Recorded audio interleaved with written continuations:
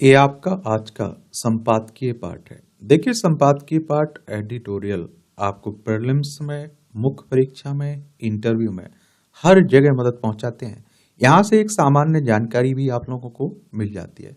तो इस तरह के आर्टिकल जरूर पढ़ा करिएगा और किसी खास टॉपिक में किसी व्यक्ति के अपने विचार होते हैं तो इन विचारों को देखा करिएगा। और हो सकता है कि इन विचारों से आप सहमत हों, ना सहमत हों, लेकिन आप लोगों को पढ़ना चाहिए। तो अविश्वास बढ़ाने वाली राजनीति इस समय हमारे देश में खूब आप देख रहे हैं। संसद की सत्र भी चल रहा है, लेकिन हंगामा भी हो रहा है। यह आश्चर्यजनक है कि विपक्षी दलों ने राज्यसभा सभापति एवं उपराष्ट्रपति जगदीप धनखड़ के खिलाफ अविश्वास प्रस्ताव लाने का फैसला किया है। विपक्ष ने अविश्वास प्रस्ताव का नोटिस देकर अपने इरादे जाहिर कर दिए। इसके बाद सत्ता पक्ष और विपक्ष में आरोप प्रत्यारोप का सिलसिला कायम हो गया है। यह तय है कि अविश्वास प्रस्ताव कि इस पहल से सत्ता पक्ष और विपक्ष के बीच की कटुता अपने चरम पर पहुंचेगी। यह देश के संसदीय इतिहास में पहली बार है जब विपक्ष राज्यसभा सभापति को हटाने के लिए अविश्वास प्रस्ताव लाने जा रहा है और सत्ता पक्ष और विपक्ष के बीच लोकसभा अध्यक्ष अथवा राज्यसभा सभापति को लेकर मनमुटाव पहले भी देखने को मिला है, लेकिन ऐसा कभी नहीं हुआ है कि विपक्ष ने राज्यसभा सभापति को हटाने के लिए अविश्वास प्रस्ताव लाने की पहल की है। लोकसभा हो या फिर राज्यसभा, सत्ता पक्ष और विपक्ष के बीच बात संवाद के क्रम में कई बार विपक्ष को पीठासीन अधिकारी के रवैये पर आपत्ति रहती है। इसके बावजूद दोनों पक्षों के संबंध इतने कटु शायद ही कभी रहे हों जैसे आज दिखने लगे हैं। और उपराष्ट्रपति राज्यसभा के सभापति पक्ष पर पक्षपात का आरोप भी लगता रहा है और वही विपक्ष कह भी रही है। संसद के दोनों सदन उन्हीं नियमों कानूनों के हिसाब से चलते हैं जो सत्ता पक्ष और विपक्ष ने मिलकर बनाए हैं। आमतौर पर संसद की कार्यवाही चलाने की जिम्मेदारी सत्ता पक्ष की है और उसमें लोकसभा अध्यक्ष और राज्यसभा सभापति की महत्वपूर्ण भूमिका होती है। दोनों ही सदनों में सदस्यों की पीठासीन अधिकारी ने निर्देशों का पालन करना होता है और इन निर्देशों के पालन के अभाव में कोई भी सदन नहीं चल सकता है। नियम कानूनों के पालन के अभाव में संसद सदस्यों के खिलाफ कार्रवाई होती रही है, उन्हें निलंबित एवं निष्कासित भी किया जाता रहा है। कांग्रेस उसके सहयोगी दल इससे परिचित हैं कि उन्हें ना तो राज्यसभा में बहुमत प्राप्त है, ना ही लोकसभा में। इसके बाद भी राज्यसभा सभापति के खिलाफ अविश्वास प्रस्ताव लाने जा रहे हैं। यदि विपक्ष अविश्वास प्रस्ताव लाने के अपने फैसले पर अड़ा रहता है तो सत्ता पक्ष और विपक्ष के बीच कलह और बढ़ेगी। इसके नतीजे में संसद में काम कम और हंगामा अधिक होगा। विपक्ष यह जानते हुए भी राज्यसभा सभापति के खिलाफ अविश्वास प्रस्ताव ला रही है कि उसके पारित होने की कोई आसार नहीं। अविश्वास प्रस्ताव के पारित होने की सूरत तब बनेगी जब राज्यसभा के साथ लोकसभा भी उसका अनुमोदन कर दे। दोनों सदनों में बहुमत के अभाव में अविश्वास प्रस्ताव का आधे मोह गिरना तय है। प्रश्न यह है कि यह जानते हुए भी विपक्ष अविश्वास प्रस्ताव क्यों ला रहा है। लगता है कि उसका रस सभापति को नीचा दिखाना और यह विचारित करना है कि उसके चलते उसे राज्यसभा में अपनी बात कहने का अवसर नहीं मिल पा रहा है। विपक्ष राज्यसभा के पहले भी नीचा दिखा चुका है सभापति को। विपक्ष पिछले साल सदन के बाहर तृणमूल कांग्रेस के सांसद सभापति की मिमिक्री कर रहे थे। इसका वीडियो खुद राहुल गांधी बना रहे थे। विपक्षी दलों ने सभापति के खिलाफ अविश्वास प्रस्ताव लाने की पहल कर उन पर जैसे आरोप लगाए, उनसे आप देखते हैं कि वह खबरों में तो आ गए, लेकिन आम जनता का इन खबरों से शायद कोई ही सरोकार हो। जनता यह देख रही है कि संसद में उनके मतलब के मुद्दे पर कोई चर्चा नहीं हो रही है। इसके चलते कांग्रेस और उनके सहयोगी दलों को सभापति के खिलाफ अविश्वास प्रस्ताव लाने से कोई राजनीतिक लाभ नहीं मिलने वाला है। अविश्वास प्रस्ताव का नाकाम होना तय है। इस नाकामी के बाद सभापति और विपक्ष के रिश्ते और अधिक तल्ख हो सकते हैं। क्या विपक्षी दल तल्खी बढ़ाने के लिए भी अविश्वास प्रस्ताव ला रहे हैं? और आप देखिए, कांग्रेस उसके सहयोगी दल ही बता सकते हैं कि राज्यसभा सभापति के खिलाफ अविश्वास प्रस्ताव लाने से उन्हें क्या हासिल होने वाला है। लेकिन ऐसा लगता है कि विपक्षी दलों ने यह ठान लिया है कि किसी न किसी बहाने राज्यसभा को सही तरह नहीं चलने देना है और उसके इस इरादे के पीछे मोदी सरकार की ओर से राष्ट्रीय महत्व के कुछ विषयों पर अड़ंगा लगाना भी हो सकता है। और इसकी अनदेखी नहीं की जा सकती कि संसद के इसी सत्र में एक साथ चुनाव कराए जाने संबंधी विधेयक पेश हो सकते हैं। मोदी सरकार एक साथ चुनाव के विचार को आगे बढ़ाने के लिए प्रतिबद्ध है। लोकसभा विधानसभा के चुनाव एक साथ हों, पहले भी होते रहे हैं। देखिए, 1967 तक एक ही साथ तो होते थे। इसी प्रतिबद्धता के चलते पहले इस पर पूर्व राष्ट्रपति रामनाथ कोविंद की अध्यक्षता में एक समिति गठित की गई। पिछले दिनों एक साथ चुनाव संबंधी विधेयक को कैबिनेट की मंजूरी दे दी गई और ऐसा करके मोदी सरकार ने यही बताया कि विपक्षी दलों की आपत्ति के बावजूद वह एक साथ चुनाव कराने की व्यवस्था बनाने को लेकर अड़िग है। मोदी सरकार वक्फ अधिनियम में संशोधन करने के लिए प्रतिबद्ध है। फिलहाल इस विधेयक पर संयुक्त संसदीय समिति विचार कर रही है। विपक्ष की मांग पर इस समिति का कार्यकाल बढ़ा दिया गया है, लेकिन संसद के अगले सत्र में सरकार इस विधेयक को पारित करने का इरादा रखती है। विपक्ष को जिस तरह एक साथ चुनाव की पहल रास नहीं आई, उसी तरह उसे वक्फ अधिनियम में संशोधन की तैयारी भी नहीं भा रही है। विपक्ष मोदी सरकार के एजेंडे को भले ही नापसंद कर रहा हो, लेकिन वह अपने एजेंडे को पूरा करने के लिए संकल्पबद्ध है। यह संकल्पबद्धता यही बताती है कि मोदी सरकार पर इसका कोई असर नहीं है। उसे लोकसभा चुनाव में अपने बलबूते पर बहुमत नहीं मिला है।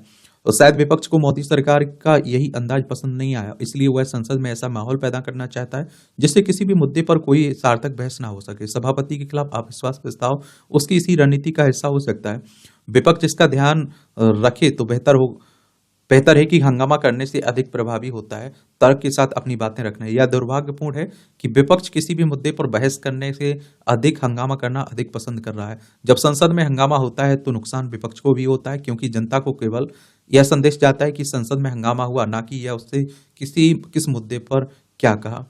और ये संजय गुप्ता इनके द्वारा आर्टिकल लिखा गया। देखिए, हमारे देश में जो संसद की कार्रवाई ना, ये इसकी परंपरा बन चुकी है।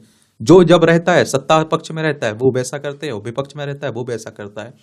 तो एक पे 11 मैं कहता हूं ना, तो राजनीतिक पार्टियां, राजनीतिक दल, जो नेता है वो एक पे 11 ही हैं। अब आप देखते हैं कि जॉर्ज सोरोस का मुद्दा खूब चल रहा है, उसकी वजह से ठप पड़ी हुई है। अडानी का मामला खूब चल रहा है, उस पर आप देखिए ठप पड़ी हुई है। और एक ईमानदारी ये थी कि चलिए कह देते कि दोनों की जांच होगी, दोनों केस की, दोनों मामलों की जांच होगी और आराम से ऐसे बहस होती, ऐसी कार्रवाई होती जो जनता के हितों में होती। अब एक देश एक चुनाव की बात हो रही है, वक्फ अधिनियम की बात हो रही है, इस पर सार्थक चर्चा होती। सत्ता पक्ष भी अपनी बातें रखता, विपक्ष भी अपनी बातें रखता, तो अच्छी बात रहती है, क्योंकि हमारा आपका पैसा पानी की तरह बहाया जाता है यहाँ। लेकिन आप देख ही रहे हैं, राज्यसभा का जो सभापति होता है ना, उपराष्ट्रपति होता है, लेकिन राज्यसभा का सदस्य नहीं होता है वो। उपराष्ट्रपति का चुनाव लोकसभा और राज्यसभा के सदस्यों के द्वारा होता है। आश्वासनों की ताबीज बांधने की कला। अब वह आश्वासनों को ताबीज बांधते हैं और कुछ भी बोलते हैं, आगे चलकर वही होने लगता है। ये तंज कसा जा रहा है, देख सकते हैं। इलेक्ट्रिक वस्तुओं का निर्यात, इलेक्ट्रॉनिक वस्तुओं, आंकड़े करोड़ में है। इलेक्ट्रॉनिक्स और सूचना प्रौद्योगिकी मंत्रालय ने ये आंकड़े दिए हैं। वित्त वर्ष 2019-20 में 71,556, 2020-21 में 77,329 और 2021-22 में 60,395 और 2022-23 में 1,89,410 और 2023-24 में 2,41,171। निर्यात का मतलब होता है कुछ बेच रहे हैं, आयात का मतलब होता है कुछ खरीद रहे हैं। ठीक है। एक गतिशीलता, गति का अर्थ है अवस्था में निरंतर परिवर्तन होते रहना। दूसरे शब्दों में कहा जाए तो गति से आशय चलते रहना। यह एक शाश्वत सत्य है कि जीवन और गति एक दूसरे का पर्याप्त है। जब तक गति है तभी तक जीवन है। जिस क्षण गति अवरुद्ध होती है, जीवन भी मृत्यु में परिणत हो जाता है। एक उदाहरण के रूप में देखें तो सांसों का गतिमान रहना भौतिक शरीर के जीवित रहने के लिए एक अनिवार्य शर्त है। सांसों की गति रुक जाने का सीधा सा अर्थ है कि भौतिक शरीर का मृत अवस्था में परिवर्तित हो जाना। और यहाँ पर एक और बात विशेष रूप से उल्लेखनीय है। मृत्यु का अर्थ केवल इतना ही नहीं है कि भौतिक शरीर नष्ट हो गया और मृत्यु हो गई। मृत्यु भी अनेक प्रकार से घटित होती है और उसके भी कई रूप स्वरूप हैं। संक्षेप में कहा जाए तो मानव शरीर का जो भी अंग गतिहीन हो जाएगा वह मृत्यु को प्राप्त हो जाएगा। उदाहरण के लिए हमें यदि हम अपने बुद्धि एवं विवेक को गतिशीलता की अवस्था से बाहर निकाल लें अर्थात उनका उपयोग करना बंद कर दें, तो वे भी एक ना एक दिन मृत अवस्था में पहुंच जाएंगे। और भले ही हमारे भौतिक शरीर जीवित रहे, ऐसी दशा में हम आंशिक रूप से मृत होकर ही जीवन यापन करने को विवश होंगे। जरा कल्पना कीजिए कि एक बहती हुई नदी एवं एक ठहरे हुए जलाशय में कितना बड़ा अंतर है। निसंदेह दोनों ही एक विशाल जलराशि को समाहित रखते हैं, किंतु नदी एवं जलाशय की प्रकृति में अंतर है। नदी में गतिशीलता है और जिसका कारण वह सतत रूप से जीवंतता का संदेश देते हुए बहती रहती है। ठहरा हुआ जल इस प्रकार का संदेश कदापि नहीं दे सकता है। स्पष्ट है कि उचित दिशा में गतिशीलता ही हमें अपने लक्ष्य की ओर उन्मुख करती है। यदि हमें संसार में अपने जन्म और जीवन को सार्थक सिद्ध करना है तो हमें सकारात्मकता के साथ गतिशीलता को अपनाना होगा। अच्छा कॉलम लिखा जाता है, देखा करिए, पढ़ा करिएगा। विदेश में पढ़ाई, यह अच्छा है कि सरकार उन कारणों का पता लगाने जा रही है जिसके चलते बड़ी संख्या में भारतीय छात्र पढ़ाई के लिए विदेश जा रहे हैं। ऐसा इसलिए करना पड़ रहा है क्योंकि शिक्षा मंत्रालय इस नतीजे पर पहुंच रहा है कि विदेश में पढ़ाई के लिए जाने वाले छात्रों की संख्या बढ़ती संख्या के चलते प्रतिभा पलायन के साथ ही देश का पैसा विदेशी मुद्रा के रूप में बाहर जा रहा है। चूंकि यह पैसा बहुत अधिक है, इसलिए विदेश में पढ़ाई करने के कारणों का पता लगाने के साथ उनका निवारण करना भी आवश्यक है। अब आप देखिए, जो विदेश में परिस्थिति मिलती है, शिक्षा मिलती है, वही भारत में मिलने लग जाए तो क्यों जाएंगे भारत से बाहर छात्र। और एक समय ऐसे छात्रों के विदेश में पढ़ाई करने के बाद वहीं नौकरी करने के सिलसिले को प्रतिभा पलायन की संज्ञा दी जाती थी। बाद में यह माना जाने लगा है कि इस प्रतिभा पलायन से भारत को कुल मिलाकर लाभ ही होता है, क्योंकि ऐसे छात्र विदेश में नौकरी कर भारी मात्रा में जो धन स्वदेश भेजते हैं, उससे विदेशी मुद्रा भंडार बढ़ता है। अब यह पाया जा रहा है कि विदेश में पढ़ाई पर खर्च होने वाले धन वहां नौकरी करने वाले भारतीय छात्रों की ओर से भेजे जाने वाली राशि का अंतर कम होता जा रहा है। और यह इसलिए कम हो रहा है क्योंकि विदेश जाकर पढ़ाई करने वाले छात्रों की संख्या कहीं अधिक से तेजी से बढ़ रही है। आमतौर पर भारतीय छात्र दो कारणों से विदेश जाकर पढ़ाई करना पसंद करते हैं। एक कारण तो यह है कि विदेश में ही बसना चाहते हैं। दूसरा कारण है कि उन्हें देश के अच्छे शिक्षा संस्थानों में अनचाहे विषयों की पढ़ाई का अवसर नहीं उपलब्ध हो पाता है। कम से कम इस समस्या का निदान तो प्राथमिकता के आधार पर किया जाना चाहिए। इस मामले में इसकी अनदेखी नहीं की जा सकती कि अपने देश में गुणवत्तापूर्ण शिक्षा देने वाली पर्याप्त सरकारी और निजी संस्था नहीं है, और उनमें सीटों की संख्या भी कम है। यह ठीक है कि हाल के वर्षों में निजी क्षेत्र में उच्च शिक्षा के तमाम केंद्र खुले हैं, लेकिन यह देखने में आ रहा है कि उनमें पढ़ाई का खर्च तो अधिक है, लेकिन शिक्षा की गुणवत्ता का स्तर संतोषजनक नहीं है। कई छात्र अभिभावक यह पाते हैं कि इन शिक्षा संस्थानों में पढ़ाई के खर्च के मुकाबले विदेश में पढ़ाई का खर्च कम है। सरकार को यह देखना चाहिए कि भारतीय छात्रों के सामने गुणवत्तापूर्ण शिक्षा के अभाव में विदेश पढ़ाई करने जाने की जो मजबूरी है वह दूर हो। यह समझ आता है कि हमारे छात्र अमेरिका, ऑस्ट्रेलिया, न्यूजीलैंड, यूरोपीय देशों के अच्छे शिक्षा संस्थानों में पढ़ाई करने जाएं, लेकिन इसका कोई उचित नहीं है कि फिलीपींस, कजाकिस्तान, यूक्रेन आदि देशों की ओर रुख करना पड़े, वह भी एमबीए और एमबीबीएस की डिग्री के लिए। देखते हैं क्या होता है। आयोग का सख्त निर्णय। परीक्षा में नकल से परेशान बिहार लोक सेवा आयोग ने सख्त निर्णय लिया है, और इसके अनुसार कोई प्रतियोगी अगर नकल करते पकड़ा गया तो आयोग की परीक्षाओं में बैठने पर उस पर आजीवन रोक लग जाएगी। नकल रोकने के लिए यह कदम कितना कारगर होगा, इसके बारे में इस समय दावे के साथ कुछ भी नहीं कहा जा सकता है, लेकिन तय है कि नकल करने से पहले अभ्यर्थी कई बार सोचेगा। पूरी तरह तो नहीं, आंशिक तौर पर अगर इसका डर काम करता है तो बहुत हद तक नकल में रोक की संभावना है। इसमें कोई राय नहीं है कि प्रतियोगिताओं में ही नहीं, आम परीक्षाओं में भी नकल के कारण प्रतिभाशाली छात्र छात्राओं को नुकसान होता है। कई बार तो असफलता प्रतिभा को घातक निर्णय लेने के लिए बाध्य कर देती है। इसके अलावा आप देखेंगे कि नकल से हासिल करना सफलता का लंबा बुरा प्रभाव शासन प्रशासन पर पड़ता है। नकल के सहारे प्रशासनिक या अन्य सेवाओं में चयनित व्यक्ति में नैतिक बल नहीं मिलता है, वह नहीं होता है, वह अनैतिक आचरण को ही अपना धैर्य बना लेता है। दूसरी बात है कि नकल की सुविधा हासिल करने के लिए उसे धन देना पड़ता है। वह सेवा काल के दौरान उस धन की वसूली आम लोगों से ही करता है। अंततः यह सरकारी सेवाओं की गुणवत्ता को प्रभावित करता है और तंत्र की बदनामी का कारण भी बनता है। जरूरत इस बात की है कि बिहार लोक सेवा आयोग ने जो निर्णय लिया उसका अनुसरण राज्य की दूसरी नियोजक संस्थाएं भी करें। राज्य की सरकारी सेवाओं में नियुक्ति के लिए कई आयोग हैं। अच्छा होगा कि इन सब में बिहार लोक सेवा आयोग वाला निर्णय लागू किया जाए। अगर यह प्रयोग सफल होता है तो देश के दूसरे राज्यों की नियोजन संस्था में भी इसका अनुसरण करेंगे। आप लोग क्या सोचते हैं? देखिए, बिहार है, पटना इसकी राजधानी, इसकी सीमा उत्तर प्रदेश, झारखंड और पश्चिम बंगाल से लगती है, अंतर्राष्ट्रीय सीमा नेपाल से लगती है। एक काम और हो सकता है, अब मुझे लगता है कि ऐसा होना चाहिए कि जो इसमें पाया जाता है, चाहे वो शिक्षक हो, स्कूल हो, मैं कहता हूं उस पर भी कानूनी कार्रवाई अच्छी होनी चाहिए, सख्त सजा होनी चाहिए।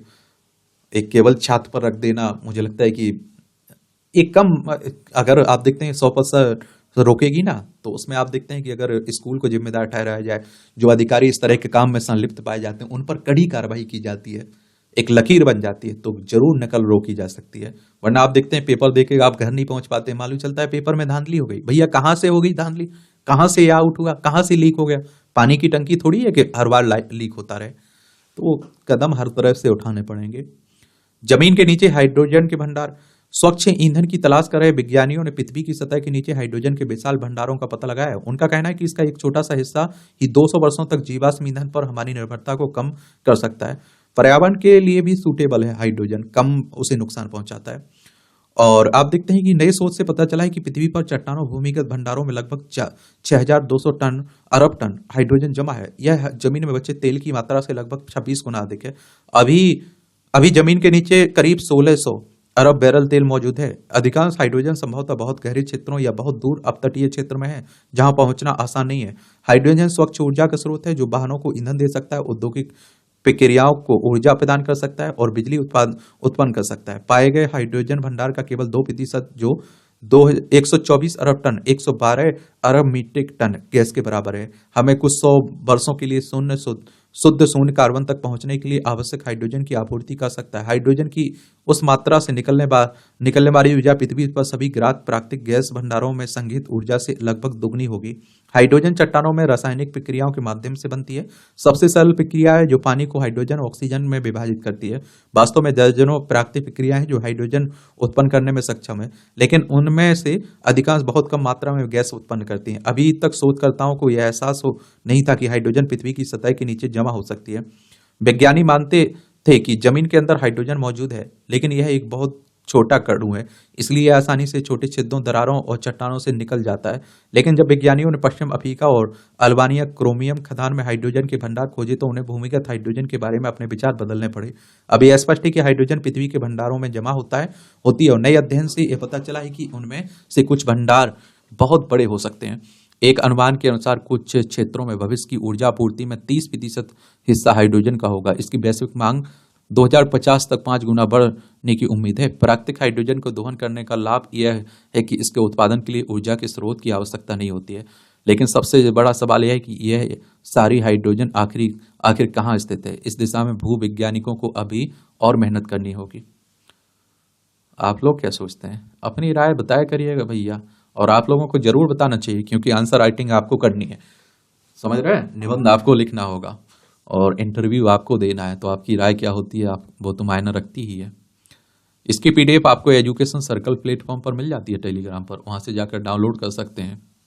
या आज देखिए संडे है तो काम के कम ही रहते हैं आर्टिकल। प्रेम और रोमांस का कुशल, या आप देखिए राज कपूर का जन्म 14 दिसंबर 1924 को हुआ था ना। उन्होंने अपने लंबी फिल्म करियर में एक अभिनेता निर्देशक के रूप में उस सपने को पर्दे पर उतारा जो कि भारतीय मध्य वर्ग लगातार देख रहा था। राज कपूर किसी बात की चौहदी में नहीं घिरे थे। राज कपूर प्रेम के ऐसे कवि थे जिनका कविता फिल्मी पर्दे पर साकार होती रही।